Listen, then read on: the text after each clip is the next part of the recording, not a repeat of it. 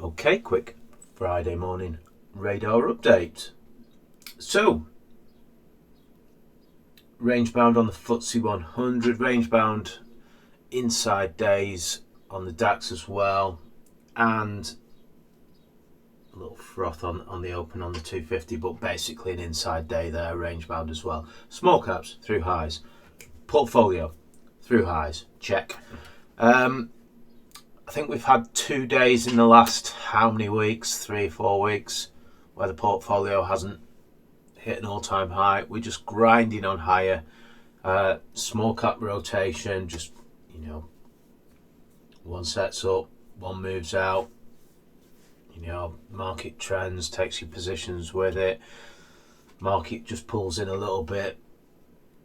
More setup, more move, rinse and repeat, rinse and repeat. Fantastic market.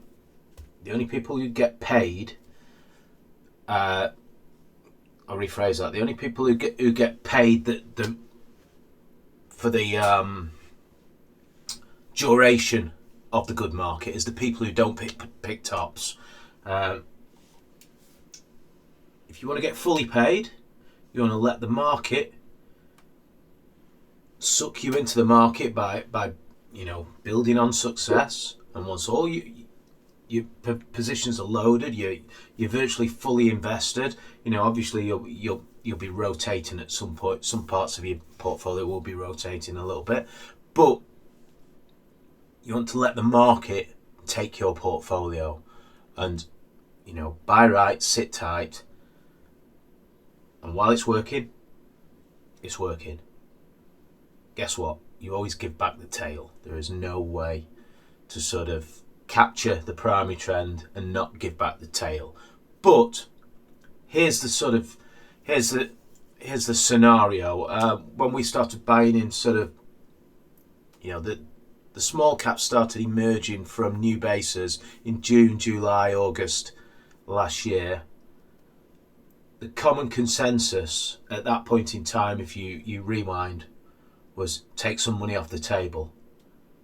Well, I hadn't even got my money on the table. I was starting to put my money on the table because I don't buy weakness, I buy strength. I wait for the best stocks with the best growth to leave the station, and that's when they started leaving for us. And if you sort of look around the world at other sort of markets as well, it was the same for those in the similar kind of stocks. Difference between dead cat bouncers and actually new primary trends setting up. So if I'd have done what the common consensus was of take money off the table, well, I couldn't have done that anyway because the money got took off the table before the market crashed. But I wouldn't have captured this.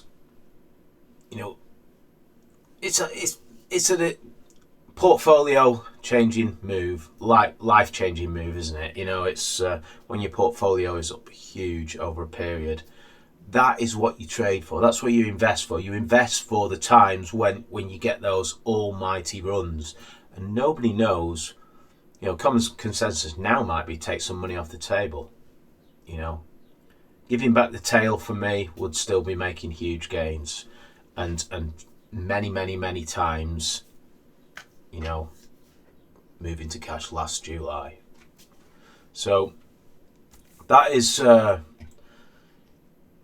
my sort of take on how to approach the markets. A good book to read would be the Jesse Livermore books, Livermore, however you want to pronounce it. But that's my two penneth on a Friday, a lovely sunny Friday morning. Portfolio's just hit new all-time highs again. I plan to rip through these screens, see what's in them, and then go outside in the sun. So, I'll quickly just brush over this sort of metal stocks. A little bit weak today, actually. Copper's up though, and nickel's up. Not just seem a bit mixed, The dollar looks like it's soft. A little bit of news hit the intraday markets in the US yesterday. Obviously, with the narrow ranges, it looks like big news. extremely narrow ranges in the markets. Let's just go to the S&P. So it looks like huge news, doesn't it, when you see these narrow ranges? A little bit more vol than what we've seen in this little period here, but yeah, it's just normal action. News kind of trumps technicals on a short-term basis. News days are noise days. So into the volume leaders today. It's 10 o'clock. We should have traded 23% to be on average volume. That will be 35% to be on conviction. Fridays are usually a bit slow. Yeah, pretty steady in the large caps today. Yesterday being a fantastic day. I'll just buzz through these quickly and then move into the small caps. I will probably jump past the one what was on the ad last night's end of day for adding to, and I will also say don't chase the spikes on, you know, the pop on last night's trail and add point, because it probably will come back in the zombie hours and just tighten up a little bit. Halfords continues, you know. I know it's a small cap now, FTSE small cap, but I always think of it as an efficient 350 stock. But let me just put it in HFD, fully listed small cap. You know, for that area of the market, it was a focus stock for us. I'm not in it. I was just too invested in basically everything. But you know, we drew a baseline on it, and this day here, this day here, this day here, all these days were good entries. Even the swing point, you know, it's out.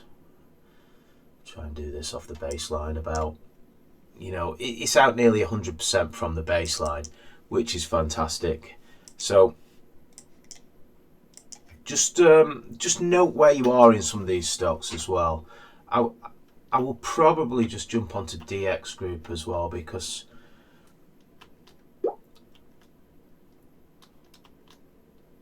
it's like a good bull market.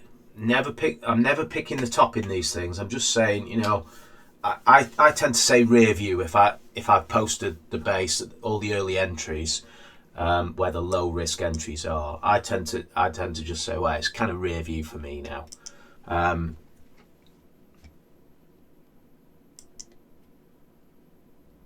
So this is DX Group.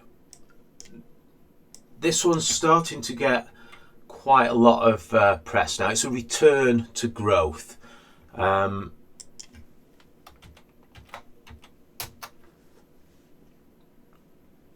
It won't light the screen up because it's a return to growth. It's quite high on the debt multiples for me, but there's nothing wrong with it. It's a return to growth. Measure it against all the other return to growth stocks. But what I will say is, you know, this is when we looked at it. We saw the base. You know, we this day here was the swing point. This was the you know, out of what is it out of the base? 100% plus out of the base. Few sort of add points on that. So what am I saying here? Just make sure that you know, consistently don't chase the noise on these things, because in this area here you're not gaining much. We saw it on this day here, we saw it on this day here on the screens. My screens find these things the best reward to risk, and also, you know, best reward to risk at the start of the primary trend. You know, don't let it get too far before you. In my world, I want to be building a position. I want to make the decision when I see it emerging, and I made the decision down here to not take this one, because it wasn't a case of I made the decision. It was a case of I just didn't have much cash. So, you know, so many good stocks out there. I chose the ones what were trading towards sort of growth, accelerating growth.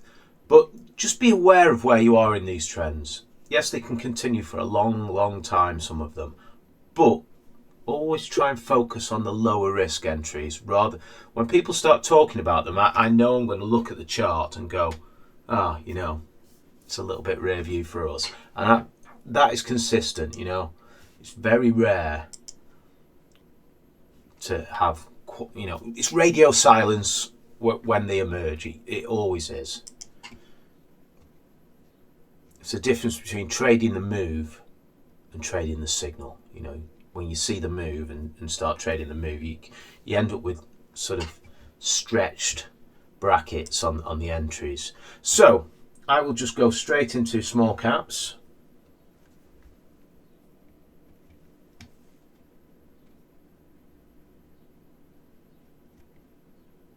And if you're new to this game, it's a good place to get yourself.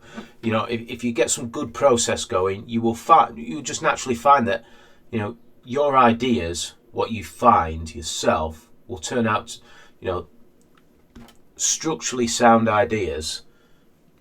Just put 24% in this. The ones that work out, they will always start to talk about them. They will always hit the sort of story zone.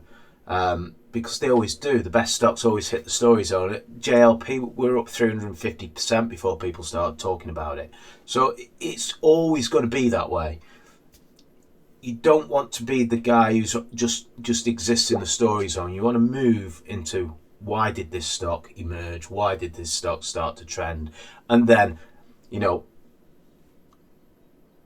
just accept the story zone will come to your stock. That's okay. But it's not a reason to sort of change your plan. But it always happens that way. You look like an alien. It's like talking to an alien when you're sort of buying your position. It's like you're talking an alien language when you're explaining why you're buying a position, what's emerging. It really is. So I'll buzz through these. Basic resources. Actually doing okay today.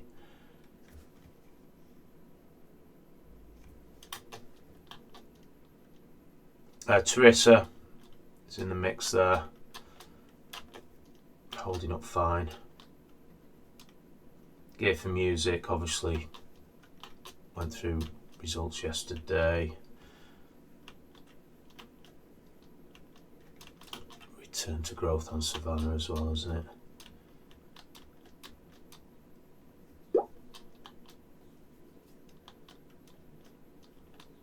I will never be that person who tells you what you want to hear. I'll always be that person who tells you what makes the money and what makes the good decisions. I'm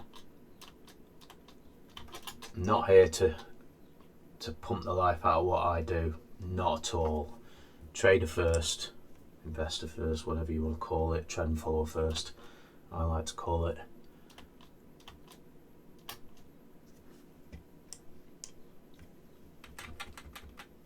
TSTL, obviously working on a trail point there. I hate it when they change their names. I didn't work, did it? That's a lose less anyway. This is return to growth, steady sort of. It's kind of a lower high in the numbers as well, but doesn't mean it won't rise up. Solid through highs. So now we can see the numbers haven't changed yet on this one. It's still a tick down in the forward turnover, tick up in the pre-tax, and a tick up in the earnings per share. It's pretty much flat on the last half on half. But they will drift into the sort of, they will change over time. Mission marketing basing out there. Return to growth as well.